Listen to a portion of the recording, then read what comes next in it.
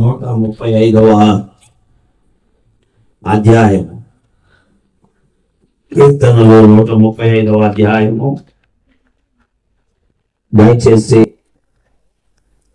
మనందరము కలిసి చదువుకుంటా. లైట్ కనబడిన వారు అందరూ చదవండి, కనబడిన వారు దయచేసి వినాలని మనం చేస్తాం. యెహోవా గొప్పవాడనియు మన ప్రభు సమస్త దేవతల కంటే గొప్పవాడనియు నేను ఎరుగుదును. దేవుడి లేఖన భాగమును దీవించి ఆశీర్వదించును గాక. దేవుని వాక్యములో 135వ కీర్తన 5వ వచనములో దేవుణ్ణి ఎరిగిన ఒక వ్యక్తి, దేవుణ్ణి కలిగి ఉన్న ఒక వ్యక్తి, దేవుడు ఎవరు గుర్తించిన ఒక వ్యక్తి తన వ్యక్తిగత అనుభవాన్ని మానవ లోకములో జీవిస్తున్న మనుషులకు తెలియజేస్తున్నాడు. ఒకప్పుడు అతడు మరి ఒకవేళ సృష్టిని ఆరాధిస్తున్నాడేమో. ఈ లోకములో దేవుడు లేని దుర్గతిని, దేవుడు ఎవరో తెలియని దుర్గతిని, దేవుని మార్గమేదో ఎరుగని అంధత్వాన్ని, అజ్ఞానాన్ని, అవివేకాన్ని, బుద్ధిహీనతను అనుభవించినాడేమో. అందుకే ఆ దేవుడు గొప్పవాడని, ఆయన సమస్త దేవతల కంటే గొప్పవాడని నేను ఎరుగుదును అంటున్నాడు. అంటే అనుభవం లేకుండా, రుచించకుండా చెప్పలేడు.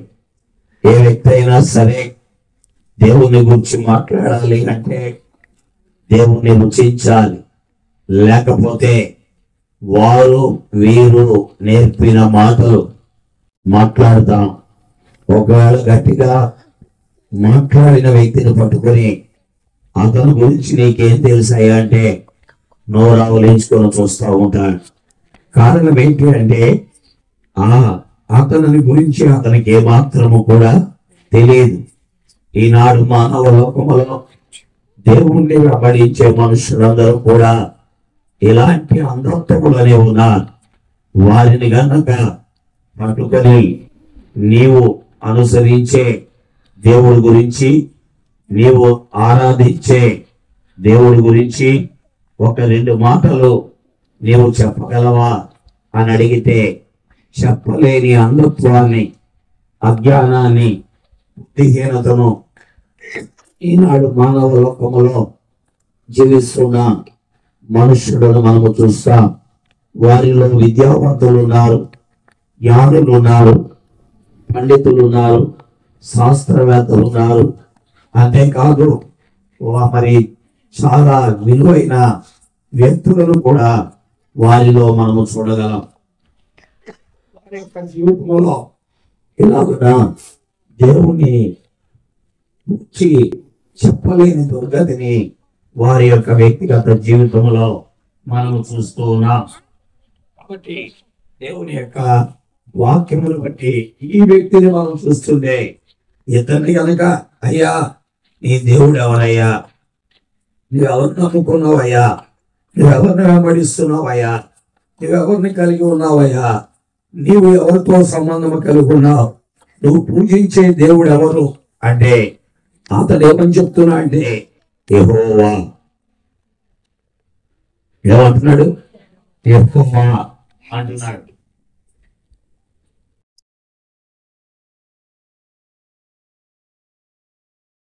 కాబట్టి తనకి దేవుడు ఎవరో తెలుసు. ఈ రాత్రి నీకు తెలుసా? ఇలాంటి ప్రశ్న నిన్నేస్తే నువ్వేం చెప్పగలవు? ఇలాంటి ప్రశ్న నీ ముందుకు వస్తే నువ్వేం చెప్పగలవు? ఇతని వలె నీవు నమ్మిన వారిని గురించి నువ్వు చెప్పగలవా? ఈయన చెప్తున్నాడు, యెహోవా గొప్పవాడు. నేను నమ్మిన దేవుడు గొప్పవాడు. ఆయన అందరికంటే గొప్పవాడు.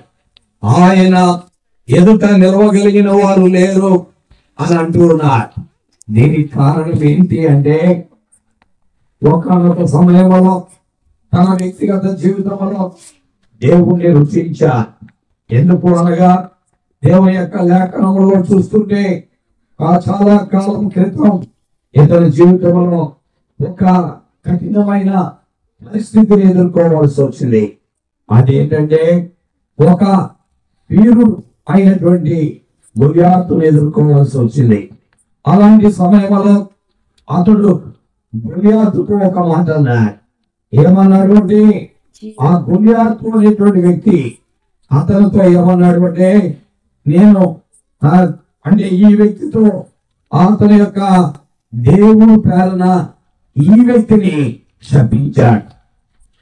అప్పుడు ఈ కుర్రవాడు లేక ఈ యవనస్తుడు లేక ఈ వ్యక్తి ఏమన్నా అంటే, ఈ దినమున యెహోవా నిన్ను నా చేతికి అప్పగించును, ఈ దినమున యెహోవా నిన్ను నా చేతికి అప్పగించును అని మాట్లాడాడు.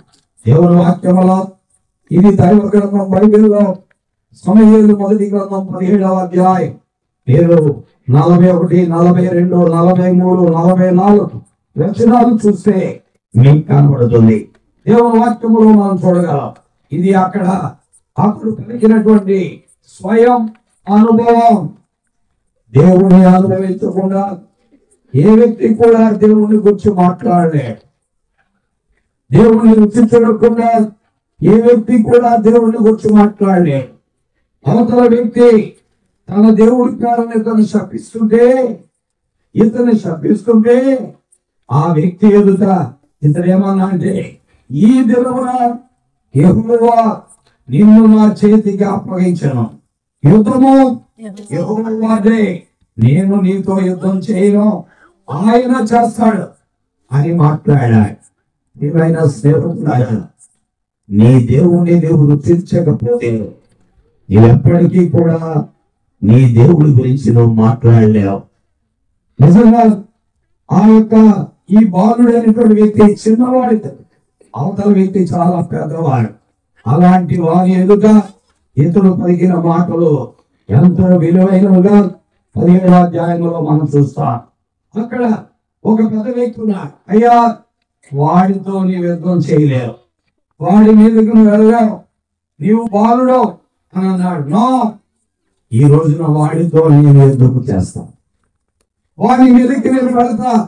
ఎందుకు అనగా, ఇలా దేవుడు వాక్యం అంట, నేను బాలుడైనా నా తండ్రి గొర్రెలను కాచుకుంటూ ఉంటే సింహం వచ్చింది, ఆ సింహం నోట్లో నుండి గొర్రెను విడిపించా. ఎలుగుబంటి వచ్చింది, ఎలుగుబంటి నోట్లో నుండి గొర్రెను విడిపించా. సింహం యొక్క బలము నుండి, ఎలుగుబంటి యొక్క బలము నుండి నన్ను తప్పించిన యెహోవా ఈ సున్నతి లేని ఫిలిస్తీని చేతిలో నుండి నన్ను తప్పిస్తా. ఇదైనా దేవుని వాక్యం వింటున్న ప్రియులారా, యవనస్తులారా, పెద్దలారా, వృద్ధులారా, మధ్యవయస్కులారా, నీ జీవితంలో దేవుణ్ణి రుచిస్తే, దేవుణ్ణి అనుభవిస్తే, నీ దేవుడు ఎవరో ఎరిగితే, ఆయనతో నీకున్న సంబంధం, అవసరం, అనుబంధం నీవు గుర్తిస్తే ఇలాగే మాట్లాడతావు. ఇలా వరకు నా సవాలుతో మాట్లాడుతున్నా. ఛాలెంజింగ్ గా ఒక విషయం ఇచ్చిరా. స్నేహితులారా, ఆ యెహోవా అంటే ఎవరు? ఇతను ఎందుకు యెహోవా యెహోవా అంటున్నాడు? ఆ యెహోవా అంటే ఎవరు? మనం చూస్తున్నాం. ఆ యెహోవా అంటే యెషయా గ్రంథము 40వ అధ్యాయంలో మనం గమనిస్తుంటే అక్కడ రాయబడిన సత్యము మనకు కనబడుతుంది. ఏమంటున్నాడు? యెషయా గ్రంథం 41వ అధ్యాయం 4వ వచనం, ఎవడు దీనిని ఆలోచించి జరిగించును, ఆది నుండి మానవ వంశమును పిలిచిన వాడు నాయన యెహోవానగు నేనే. అర్థమైందా? యెహోవా అంటే ఆది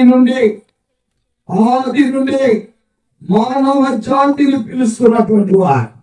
ఓ మానవులారా, ఓ మనుషులారా, నేను మీ దేవుడును, నేను మీ రక్షకుడును, నేను మీ కొరకాయ జగత్తు సమస్తాన్ని సృష్టించిన వాడు. ఈ సృష్టికర్త అయినా నన్ను మరిచే సృష్టాన్ని మీరు గమనిస్తున్నారు. అజ్ఞానులు కూడా అని చెప్పి తను తానే మానవ జాతికి పరిచయం చేసుకుంటున్నాడు. తనకు తానే మానవ జాతికి పరిచయం చేసుకుంటున్నాడు. ఎలా పరిచయం చేసుకుంటున్నాడంటే, ఎవడు దీన్ని ఆలోచించి జరిగించును, ఎవడు దీన్ని ఆలోచిస్తాడు? ఈనాడు మానవుడైన మనం ఈనాటికి దేవుడి గురించి ఆలోచించగా, ఎవడో ఏదో చెప్పాలని, వారు వీరు చెప్పాలని, ఆ వారు వీరు పలికాలని, మనకు తోచిన మార్గంలో, మనకు నచ్చిన మార్గంలో, మనుషులు మనం నడిపించిన మార్గంలో, మనుషులు మనం ప్రేరేపించిన మార్గంలో, అన్నత్తులో, అజ్ఞానములో, అవివేకములో దేవుడు లేని తోకెత్తిని ఈ రోజుకి అనుభవిస్తూ నీ జీవితము ఒక దిక్కుమాల స్థితిలోకి వెళ్ళిపోతుంది. దేవుడు లేని స్థితిని అనుభవిస్తూ ఒక దిక్కుమాల స్థితిలో వెళ్ళిపోతుంది. అయితే ఆ దేవుడు మాత్రం ఆది నుండి మానవ వంశములను ఆయన ఏం చేస్తున్నాడు? పిలుస్తూనే ఉన్నాడు. ఆయన పిలుస్తున్నవాడు ఎవరంటే, నేనే యెహోవా. యెహోవాను మనకు అర్థమేమనగా, నిర్గమాకాండం 3:14 రాయబడింది.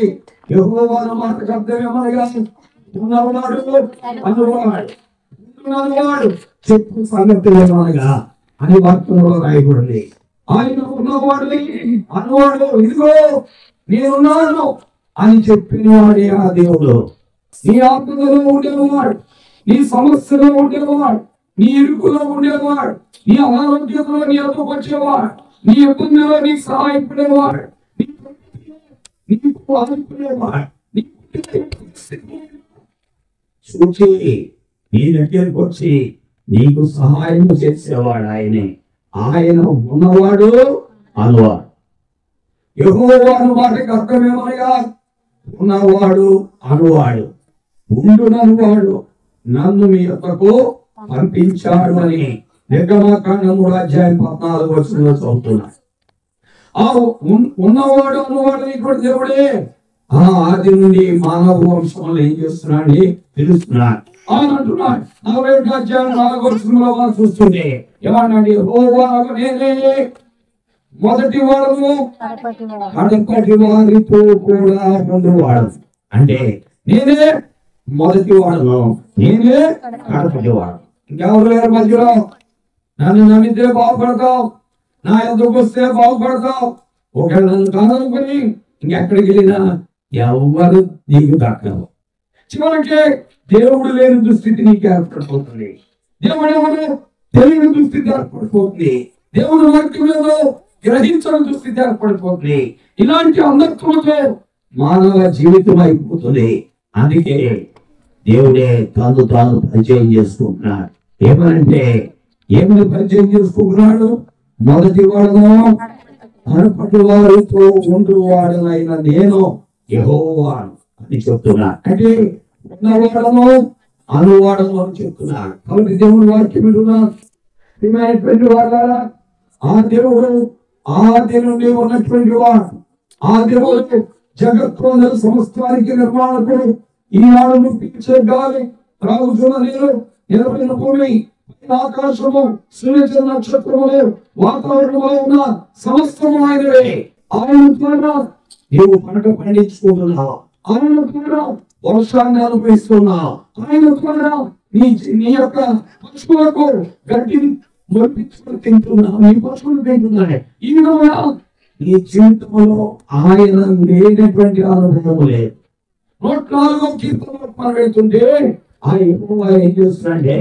పశువులకు గడ్డిని పంపిస్తున్నాడు, మానవులకు ఆహారం కొరకై కూర మొక్కలు పంపిస్తున్నాడు.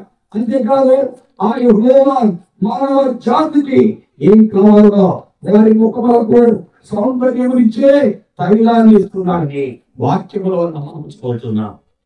ప్రియమైన స్నేహితులారా, పెద్దలారా, అయినలారా, నేను ఈ మాటలన్నీ చెప్పడం ద్వారా మత సంబంధమైన బోధ కాదే, సంక్షేమను గురించిన ప్రకటన, అసత్యములో అజ్ఞానములో నడవకుండా ఆ సత్యవంతుడైన ద్వితీయుని వద్దకు వచ్చి ఆ నిర్మాణకుడైన సృష్టికర్త అయిన దేవుని గ్రహించి ఆయన మార్గములు అడిగిపెట్టి ఆయన్ని వెంబడించుకుంటే వాక్యం బైబిల్ గ్రంథం మనతో మాట్లాడుతుంది.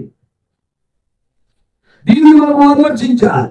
అందుకే దేవుని వాక్యంలో మనం చూస్తున్నాం. ఏమని రాయబడి ఉందో ఇప్పుడే మనం చూసాం. ఆది నుండి ఆయన మానవ జాతిని ఏం చేస్తున్నాడు తెలుస్తున్నాడు. నేనే నన్ను నమ్మండి, నా ఎదురుకు రండి అని ఆయన పిలుస్తున్నాడు. ఎవరు ఆయన ఎదురుకు వస్తున్నారో వారు బాధపడిపోతారు. ఈ యొక్క దైవజనుడు లేక 135వ కీర్తన 5వ వచనంలోన ఈ యొక్క దైవజనుడు యవనస్తుడు లేక ఈ సహోదరుడు దేవుణ్ణి ఎరిగినటువంటి వారు.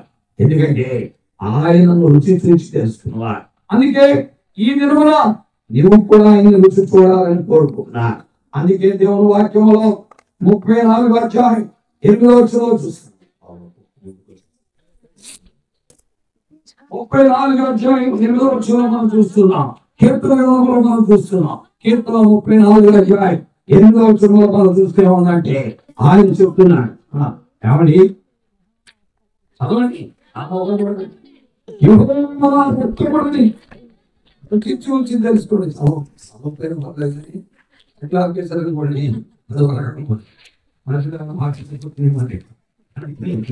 అనవసరంగా చదివి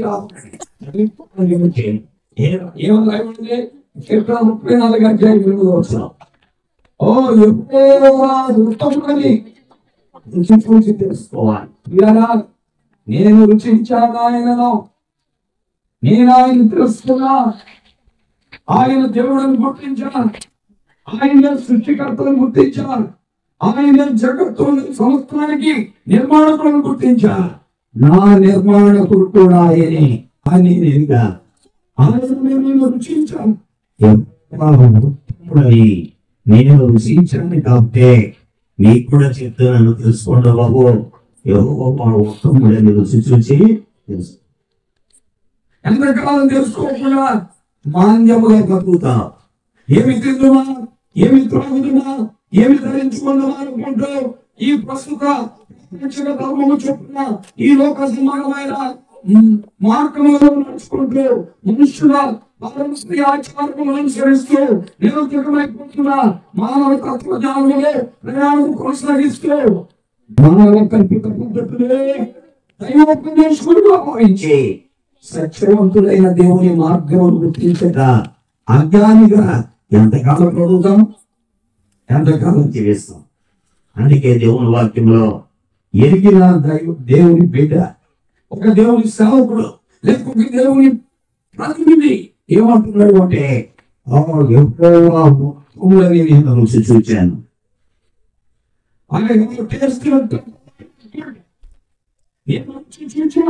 ఆయన ఉత్తముడని ఈ రాత్రి ఆయన దగ్గరికి వస్తే నువ్వు కూడా రుచి చూడాలి.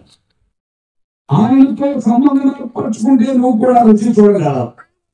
ఆయన ఉత్తముడని నేను రుచి చూసి తెలుసుకున్నాను. కాబట్టి ఆ దేవుని యొద్దకు మనము రావాలని, ఆయనను నమ్మిన దేవుని సేవకులు, ఆయనను నమ్మిన దేవుని ప్రతినిధులు, ఆయన నమ్మిన దేవుని యొక్క ఆయన గురించి ప్రకటన చేస్తుండగా ఎంతకాలం అజ్ఞాన దశలో ఉంటాం, ఎంతకాలం అవివేకముగా ప్రవర్తిస్తాం, ఎంతకాలం దేవునికి దూరముగా అన్నత్వంతో తిరిగి దేవుడు లేని బ్రతుకులు అనిపిస్తాం. దేవుడిని ఆరాధిస్తున్నాను అనుకుంటేనే దేవుడు లేని జీవితము, వెలుగులో ఉండాలనుకుంటూ చీకటిలో నడుస్తూ, మార్గంలో ఉండాలనుకుంటూ మార్గం తప్పిన చుక్కలే, సత్యములో ఉండాలనుకుంటూ అబద్ధములో జీవితం ఎంతకాలం గడుపుతాం ఆలోచించాలి. దేవుని గురించిన యోచన నీకు చాలా అవసరం, మనకు చాలా అవసరం. ఈనాడు మానవుడు బతుకుతున్న ప్రతి వ్యక్తికి అవసరం. హస్నాబాదులో జీవిస్తున్న ప్రతి కుటుంబానికి, పురుషుడికి, స్త్రీకి, యవనస్తుడికి ప్రతి వ్యక్తికి అవసరమే. ఇది ఒక మత ప్రచారం కాదు. దేవుని గుర్చిన సత్యాలు ప్రకటింపబడేటువంటి దేవుని వాక్యమే. కాబట్టి గుర్తెరిగి ఆ ప్రభు దగ్గరికి రావాలి. ఇలాగా చాలా కాలం మనుషులు దేవుని ఎరగని స్థితిలో అలాగా కాలం గడుపుకుంటే, దేవుని ఎరిగిన ఈ వ్యక్తి వారితో స్వయంగా గట్టిగా మాట్లాడుతూ పలుకుతున్నమాట. ఎందుకంటే ఆయన గొప్పవాడని ఎరుగును, ఆయన సమస్త దేవతల కంటే గొప్పవాడని నేను ఎరుగుదును. ఎలాగా? నేను ఆయన్ని రుచి చూచాను. నేను ఆయనకు సంబంధం కలిగి సహవాసం చేసి, ఆయనకు ప్రార్థన చేసి, ఆయనకు మొదలుపెట్టి, ఆయనతో మాట్లాడి, ఆయనతో కలిసి నడిచి నా జీవితంలో ఆయన అనుభవించాను. అందుకే నీకు చెప్తున్నానని అంటున్నాడు. కాబట్టి ప్రియమైనటువంటి దేవుని వాక్యం ఏంటన్న బిడ్డలారా, ప్రభు యొక్క పరిశుద్ధమైన వాక్యము దగ్గరికి వచ్చి ఆ ప్రభు మనం ఎరగాలి. ఎవరు యెహోవా? యెహోవా అంటే ఎప్పటి నుంచి ఉన్నాడు? ఆది నుండి ఉన్నవాడు అన్నాడు. ప్రియమైన దేవుని బిడ్డలారా, ఈ రోజు దేవుని వాక్యం విన్న ప్రజలారా, మన జీవితంలో ఆయన ఆది నుండి ఉన్నవాడని మనం చెప్తున్నాం. వాక్యంలో మనం చూస్తుంటే ఆయన నిజంగానే ఆది నుండి ఉన్నాడు. దేవుని వాక్యంలో మనం వెళ్దాం. ఒకనొకప్పుడు ఆయన 2023 సంవత్సరాల క్రితం ఆ ఉన్నవాడు అన్నవాడు అనేటువంటి ఆ దేవుడే సశరీరుడిగా సాక్షాత్తు మానవ రూపంలో ఈ భూమి మీద ప్రత్యక్షమయ్యాడు. ఆయనే ప్రభువైన యేసుక్రీస్తు. ఆ యేసుక్రీస్తు గురించి దేవుని వాక్యం ఏం చెప్తుందంటే, దైవ గ్రంథంలో మనం చూస్తున్నాం. ఆయన ఎప్పటి నుండి ఉన్నాడనేది వాక్యంలో మనం చూడగలం. ఒక సమయంలో ఆయన మానవ రూపంలో ఈ భూమి మీదకి వచ్చినప్పుడు కొంతమంది మత పిచ్చివాళ్ళతో మాట్లాడాడు. వాళ్ళు ఎవరంటే యోధా మతానికి చెందినటువంటి వారు. ఆ యోధా మతానికి చెందినటువంటి వ్యక్తులు వారి మతము గొప్ప అనుకుంటూ, వారి మతమే శాశ్వతం అనుకుంటూ, వారి మతంలోనే తమ జీవితాన్ని కొనసాగిస్తున్నారు. యేసుక్రీస్తు మాత్రం వారు నమ్మట్ల. ఆయన మానవ రూపంలో ఉన్న దేవుణ్ణి వారు అంగీకరించట్ల. ఆయన మానవ రూపంలో మానవుడు కొంటే ఈ లోకంలోకి వచ్చిన వాటిని వారు నమ్మలేకపోతున్నారు. ఆయన 2023 సంవత్సరాల క్రితం ఈ లోకంలోకి వచ్చిన ధర్మనే దేవుని ప్రకటించింది. ఎవరు ప్రకటించిందంటే, ఇదిగో ప్రజలందరికీ కలగబోతున్నారు సంతోషకరమైన శుభవర్తమానం. దావీదు పట్టణమందు నేను రక్షకుడు మీ కొరకై పుట్టిన ఈయన ప్రభువైన క్రీస్తు అని దేవదూత ప్రకటిస్తే ప్రజలు నమ్మకుండా అందరితో తిరుగుతున్న అవివేకులు ఈనాటికి మానవ జాతి. అందుకే అలాంటి వారితో దేవుని వాక్యం మాట్లాడుతుంది. ఈ మతస్థులు అలాంటి, ఈ యోధ మతానికి సంబంధించిన వ్యక్తులు కూడా అలాంటి. వీళ్ళందరూ అన్నారు, ఏమన్నారండి? ఆయన అన్నారు, నేను వాళ్ళతో సంభాషణలో 8వ అధ్యాయము 50వ వచనంలో వారితో సంభాషణలో యేసు ప్రభు ఒకసారి ఉన్నాయండి. ఏమనండి? నేను అబ్రహామును చూచాను అన్నాడు. ఏమన్నాడు? నేను అబ్రహామును చూచాను అన్నాడు. చదవండి. 8వ అధ్యాయం 57వ వచనంలో మనం చూస్తున్నాం. సర్వంగా చదివి ఆగిపోకండి, ఎందుకంటే మళ్ళీ ఏదో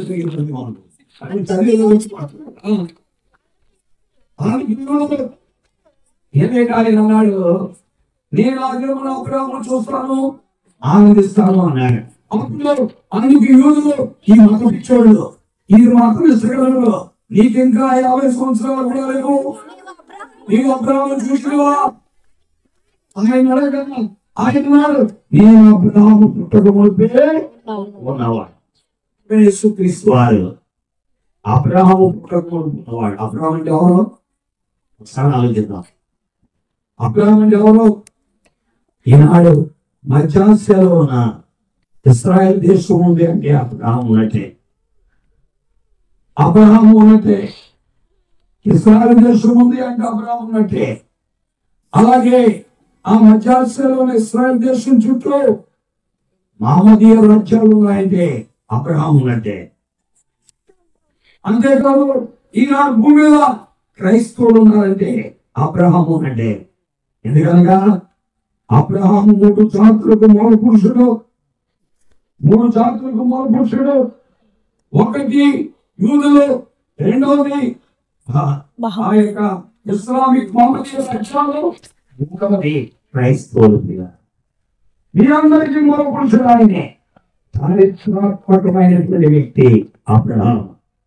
నేను అబ్రహాము పుట్టుకొని పేర్కొన్నవాడు.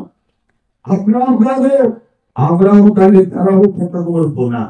తెరహు కాదు, ఆ యొక్క మరి నోవహు పుట్టకమునుకున్నవాడిని. ఇంకా మాట్లాడాలంటే ఆదామునకు ముందు ఉన్నవాడు. జగత్తు ఈనాడు మానవ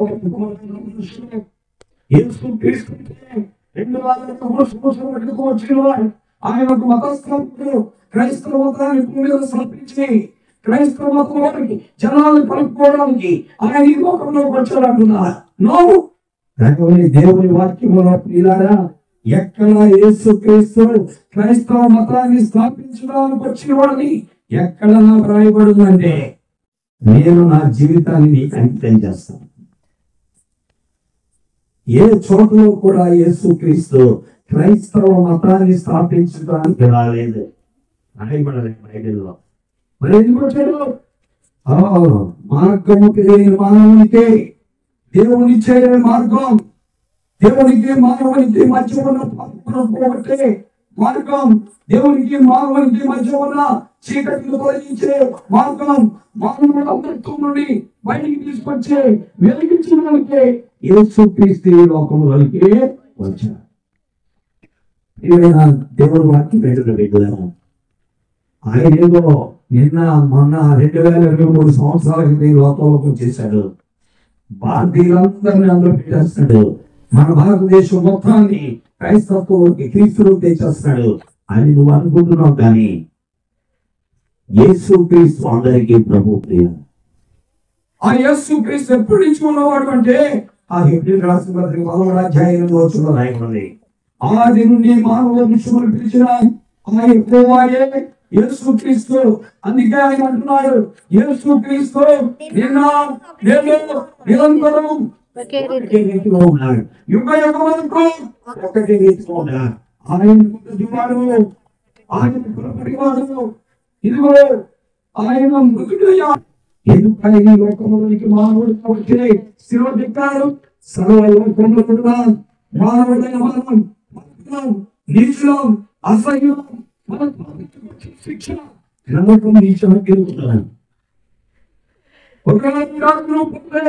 క్రీస్తు నమ్మకుండా అగ్నిగుండము తప్పదు, నరకము తప్పదు. కాబట్టి స్నేహితుడా, క్రీస్తును నమ్ముతానే నమ్మకము కాదు, నరకము నుండి తప్పించకుండా, పాపము నుండి విడిపించకుండా, దేవునితో సంబంధం కలిగి ఉంటా, దేవుని యొక్క మార్గంలోకి వచ్చి నీచత్వము మోక్షంలోకి చేరుట. అందుకే ఆయన నేను మొదటి వాడను, కడపటి వాడను, ఇదిగో మృతుడైతిని గాని యుగ యుగములకు సజీవుడనైనా సర్వలోక మానవ పాప పరిహారార్థమై దేవుని పిల్లగా ఆ శిలువలో నిలవపోయాడు కొడుకుని మానవాడి అతిక్రమ క్రియల కొరకు గాయపరచబడ్డా, మానవాడి దోషముల కొరకు నలుగుపడ్డా, మానవాడికి శిక్ష భరించా, మానవాడికి దేవునితో సంబంధంగా కూర్చోడానికి ఆ శిలువలో ప్రాణము దారిపోసి రక్తము చెల్లించి చనిపోయి సమాధించబడి 3వ దినాన తిరిగి లేచాను. నేను స్థలంలో మీరు కూడా ఉండాలని కోరుకుంటున్నా. ఈనాటి గానికే మిమ్మల్ని పిలుస్తున్నా. వస్తే బాగుపడతా, రాకపోతే నష్టపోతా. ఎందుకనగా నువ్వు పాపమే, నాలో పాపం లేదని నువ్వు చెప్తే అబద్ధికుడు, నేను పాపం చేయలేదని చెప్తే దేవుని అబద్ధికుడిగా చేస్తున్నావు. నీలో పాపం ఉంది. నీ అధికారులు మొదలుకొని నడినెత్తు వరకు ఎక్కడ చూసినా దుర్వాసన నీలో ఉన్నది. నీ పాపానికి ఫలితం నువ్వు పుట్టినట్లే పాపం కాబట్టి పుట్టిండి నువ్వు మనోవాక్కాయ కర్మల ద్వారా పాపం చేస్తున్నావు కాబట్టి నీ పాపాలకు వచ్చే ఫలితం నరకం నుంచి ఆపినవాడు. నిన్ను రక్షించేవారు ఎవరు లేరు, నిన్ను బాగు చేసేవారు ఎవరు లేరు. కాబట్టి పిల్లారా, ఆలోచించుకోవాల్సిన గడియ దగ్గరికి వచ్చింది. ఇది మత మార్పిడి కాదు, పేరు మార్పిడి అసలే కాదు. క్రైస్తవ మతంలో చేరమని కూడా మిమ్మల్ని నేను చెప్పలేను. క్రీస్తును నమ్మకపోతే, క్రీస్తును అంగీకరించకపోతే, క్రీస్తును చేర్చుకోకపోతే, క్రీస్తుని దేవుడిగా స్వీకరించకపోతే, క్రీస్తు రక్తంలో నీ పాపం కడుక్కోకపోతే నీకు మోక్షము లేదు, నీకు విడుదల. కాబట్టి అయ్యారా, అమ్మా, ప్రియమైన తమ్ముడు, అయ్యా, వాన యేసు క్రీస్తు అందరికీ ప్రభు. ఆయన అందరికీ కావలసిన వాడే, ఆయన అందరి వాడు. ఒక్కడి వాడు మాత్రము కాదు. ఒక మతాన్ని, ఒక కులాన్ని, ఒక జాతికి, ఒక తెగకు, ఒక వర్గానికి, ఒక సంస్కృతి, ఒక సాంప్రదాయాన్ని, ఒక భాషకు చెందిన వాడు కాదు. ఆయన అందరికీ కావాలి. కాబట్టి ఈ రాత్రి నీవే ఆలోచించుకొని ప్రభుని స్వీకరించుకుంటే యోచించాలి. ఆ ప్రభు దగ్గరికి రావాలి. ఈ లోకంలో ఆ ప్రభుని కాదనుకు ఎక్కడికి వెళ్ళినా నీకు విడుదల లేదు. ఎందుకంటే ఆ ప్రభువే నీకు మేలు చేస్తాడు. అందుకే యేసు నామము స్మరించగానే సుమారి నూతన మగులో యేసు నామము మనసు మారి నూతన మగులో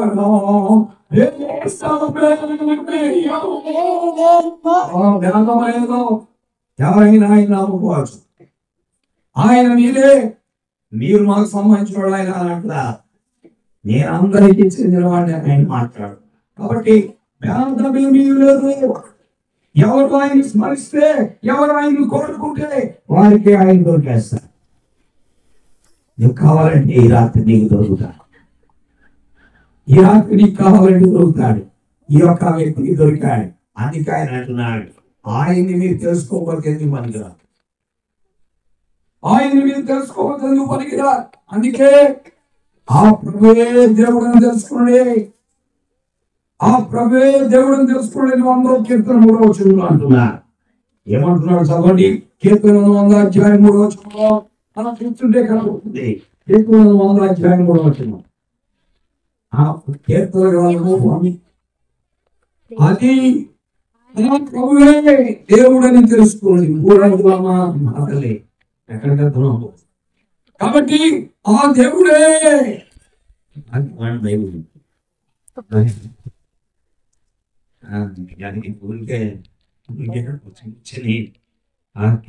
పడుతున్న 5 అన్ని దేవుని వాక్యం బాగా తెలుసుకోవాలి, గుర్తుపెట్టుకోండి. కాబట్టి వాక్యంలో మనం చూస్తున్నాం, ఆ ప్రభువే దేవుడని తెలుసుకోండి. అందుకే ఆ దేవుడు ధైర్యంగా అన్నాడు, భూమికంత నివాసులారా నా వైపు చూచి రక్షణ పొందని. దేవుడను నేనే, మరి ఏ దేవుడును.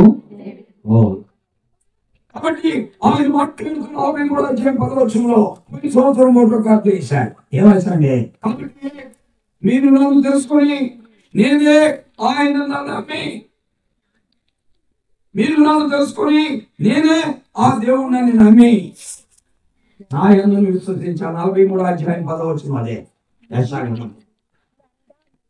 ఏమన్నాడు? యెషయా 43వ అధ్యాయం 10వ వచనంలో మనం చూస్తున్నాం.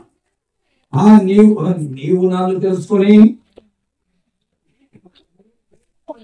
నీవు తెలుసుకొని నన్ను నమ్మి.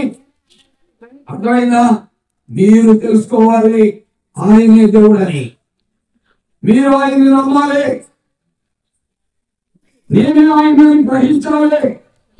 అలా గ్రహించడానికి నేను ఏర్పరచుకున్న నా దాసుడు ఏమైనాడు? అందుకని ఈ రోజున ఆ దానికి గారు ఏమంటే ఆయనే దేవుడని మీరు ఏం చేయాలి? తెలుసుకోవాలి. ఆయనే దేవుడని మీరు తెలుసుకోవాలి. అందుకనే 43వ అధ్యాయం 10వ వచనం చూస్తుండే మీరు నన్ను తెలుసుకొని నన్ను నమ్మి నేనే ఆయన గ్రహించి మీరును నేను ఏర్పరచుకున్న నా సేవకుడు ఏమైనా నా సాక్ష్యం ఈరోజు కూడా నా కొరకై సాక్ష్యం చెబుతున్నాడు. ఏమని? నేను ఆయన ఎరుగుదును, ఆయన గొప్పవాడని నేను ఎరుగుదును, ఆయన తెలుసుకున్నా, నేను ఆయన నమ్మా, నేను ఆయన రుచించా, ఆయన ఎరుగా, ఆయన గ్రహించా. ఈ రాత్రి అర్థమైందా నీకు? నీవు ఆయన నమ్మావా? నీవు ఆయన తెలుసుకున్నావా? నీవు ఆయన నమ్మావా? ఆయన ఎరిగావా? ఆయన గ్రహించావా? ఇంకా అలా కాకపోతే నువ్వు దేవుడు లేని దిక్కుమాల స్థితిలో మనం ఉన్నట్లే. కాబట్టి ఆలోచించాలి. దేవుని వాక్యం చెబుతున్న మాట ఇది. ఏమైనా దేవుని వాక్యం ఏంటో తప్పలేదా? మనం ఒకసారి ఆలోచన చేద్దాం, దేవుని వైపు చూద్దాం. దేవుని వాక్యంలో ఇలాగ నేను ఆయన ఎరుగుతున్నాను చెప్పిన వాడు మరొకన్నా ఇలా చాలా మంది ఉన్నారు. ఇద్దరు నుంచి చూద్దాం అనుకున్నాను, ఎందుకంటే ఎక్కువ ముందుకు కాదు, టైం లేదు. ఇంకొక వ్యక్తి ఎవరంటే తిమోతికి రాసిన 2వ పత్రిక 1వ అధ్యాయము 12వ వచనములో మనం ఆయన చూస్తాం. ఆ హేతు చేత ఈ శ్రమలను అనుభవించుచున్నాను.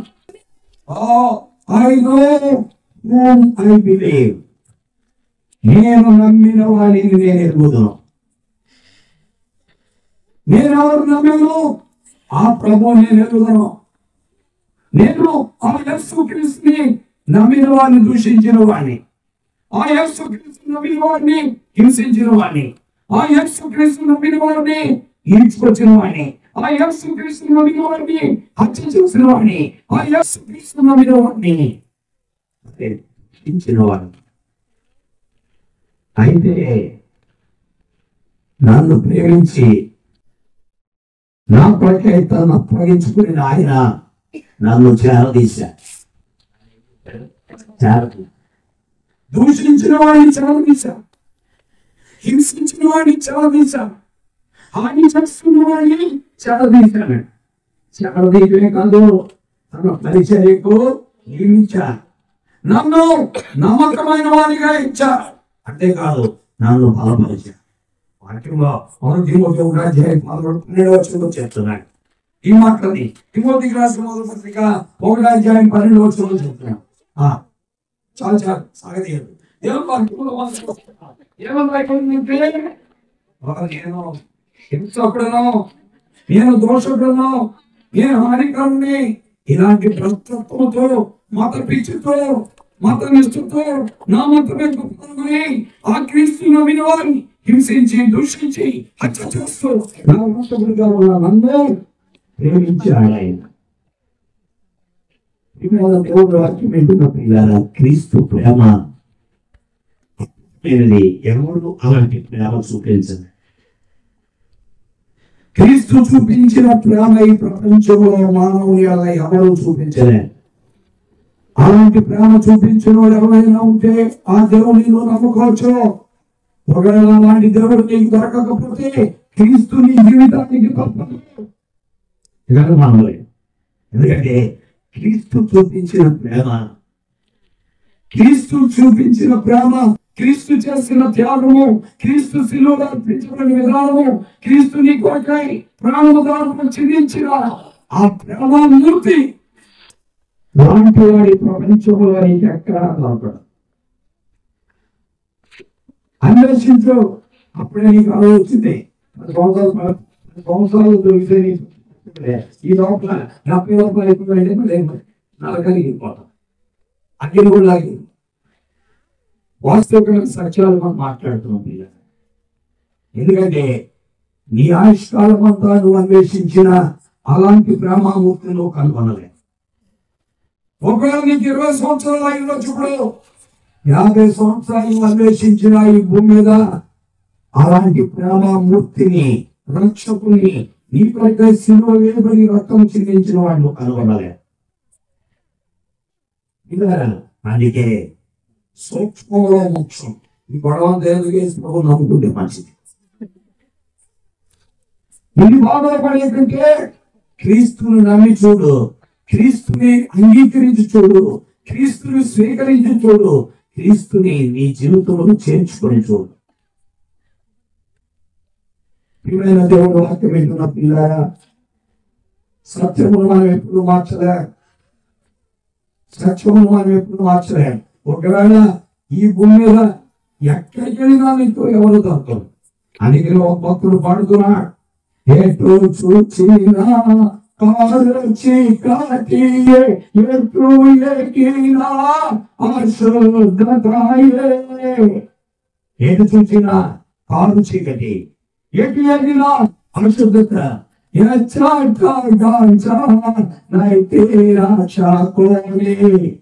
ఎక్కడ రక్షకుడు దొరకలే. ఎటు చూసినా కారు చీకటి, ఎటు ఎగినా అశుద్ధత. ఎక్కడ గమనించినైతే రక్షకుడి నీవే రక్షకుడావు, నీవే రక్షకుడావు. యేసు నా హృదయములోన నివాసించదము, హృదయ శుద్ధిము, హృదయ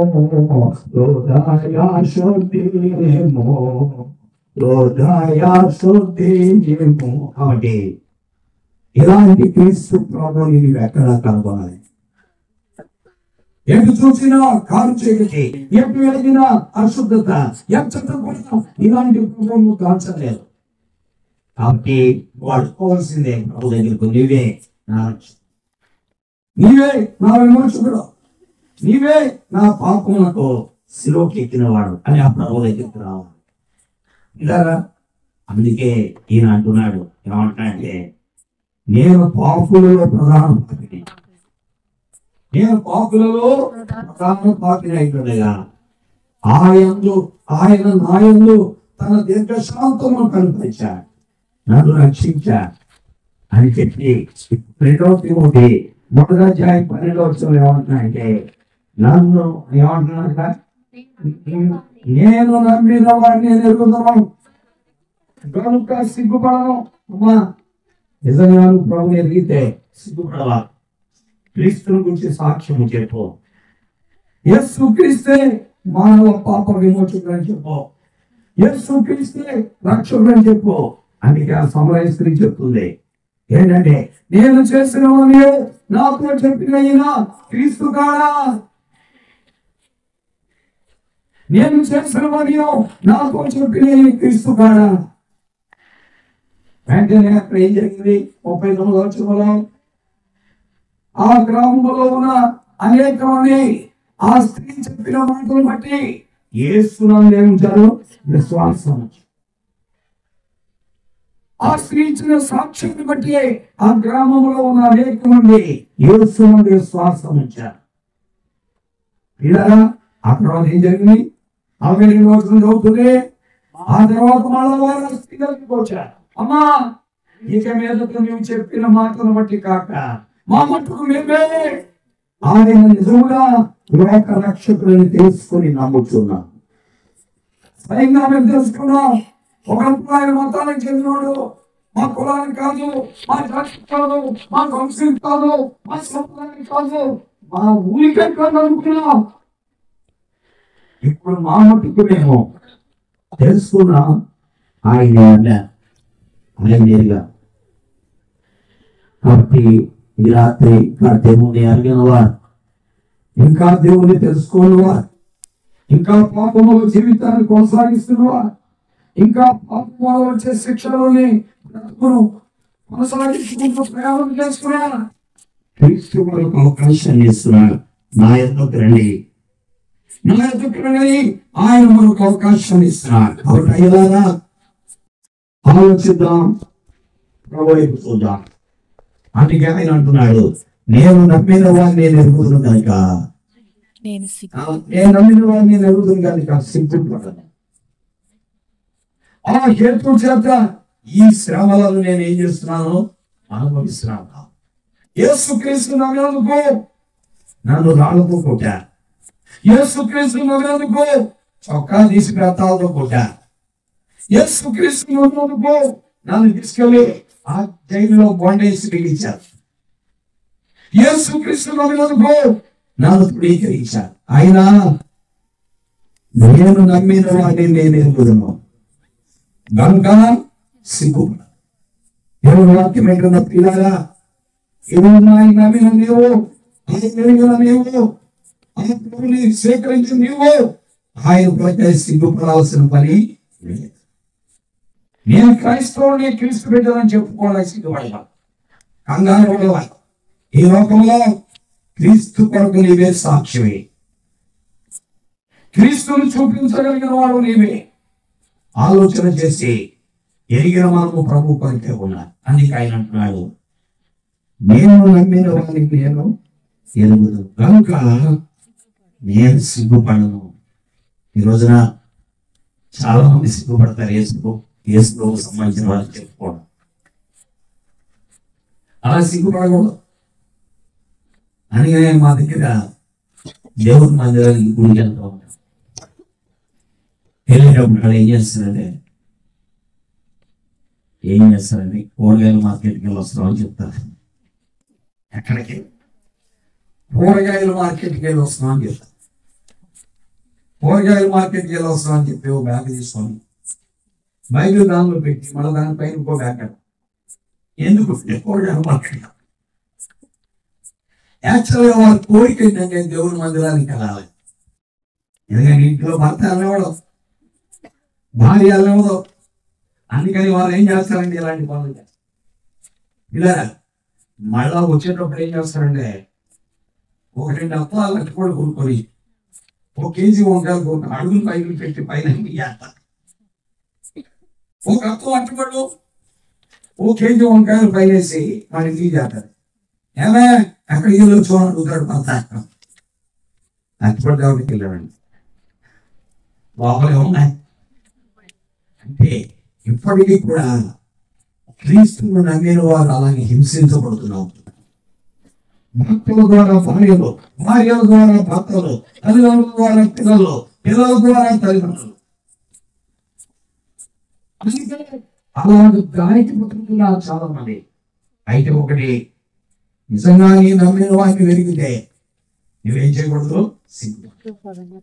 దేవుని కొరకై ధైర్యంగా బయటికి రావాలి.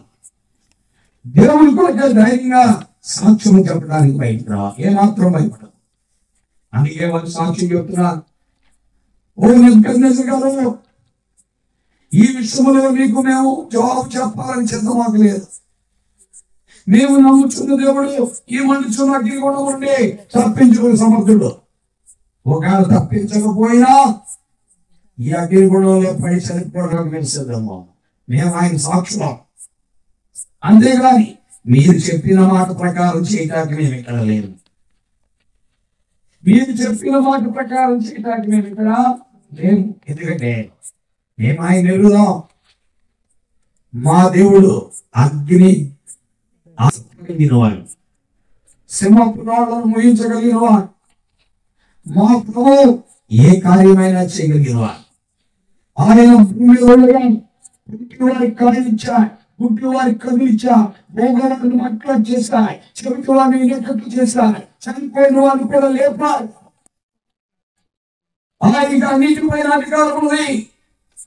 ఆయనకు అసాధ్యమైంది ఏది లేదు. కాబట్టి మీరు చెప్పిన మాట మేము మాత్రం అవసరమైతే అగ్నిగుణంలో పడి ఏమైపోతాం. దేవుడు వాక్యం, ఆయన ఎరిగిన వాడు అలాగే ఉంటాడు. కొడుకు పడ్డాడు. ఒకవేళ పిలిచి, ఏమైనా మీరేంటో కొద్దిగా అననుకూలంగా ప్రవర్తిస్తున్నట్టుగా కనబడుతుంది, మీ మీద నాకు కంప్లైంట్ వచ్చింది, ఇది నిజమే ఉంటే అవునండి నిజమే. ఎందుకయ్యా ఇలాంటి మాటలు? మీకు ఉద్యోగాలు ఇచ్చింది నేనే కదా, నా కొలువులో ఉద్యోగాలు ఇచ్చింది నేనే కదా. ఓ పని చేయండి, మీరు గొడవంతా పడకుండా మధ్యరాత్రి వేళ అందరు నిద్రపోతున్నప్పుడు వచ్చి ఈ పని చేసి వెళ్ళిపోండి. ఏ పని? ఒక నమస్కారం పెట్టి వెళ్ళిపోండి. అందరు నిద్రపోతున్నప్పుడు ఆ నమస్కారం పెట్టినప్పుడు సెల్ఫీ తీసుకోండి.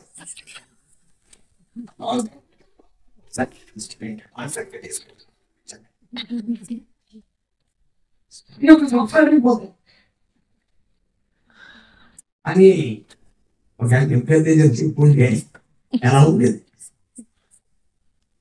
ఒకవేళ చెప్పుకుంటే ఎలా ఉండేది? సరేనండి అడిగారు పల్లె చెప్పాలి